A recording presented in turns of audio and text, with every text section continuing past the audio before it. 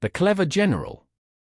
Thousands of years ago there was a famous Chinese general with a reputation for being an astute and cunning leader. One day, at the end of a long campaign, this general decided to stop in a stronghold with a small battalion of soldiers, sending his main fighting force ahead to rest elsewhere.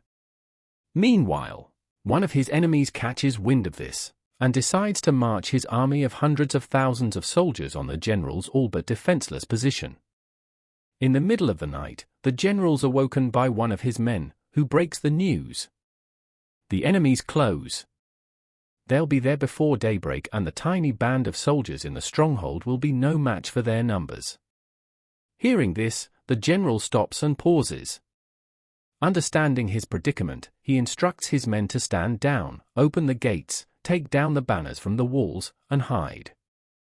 The general then removes his armor, dons a cloak, and sits on the battlements playing a mandolin as he looks out at the approaching army. The enemy leader soon arrives.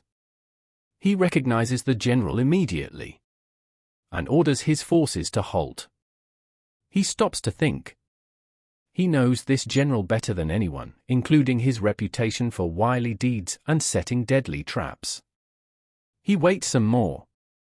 The presence of this infamous general, sitting there with such nonchalance, makes him question himself. Was the information he received false? Is the general luring him into a trap? Or is it a double bluff? Is this a ploy to make him question himself, and the general is, in fact, as defenseless as he seems?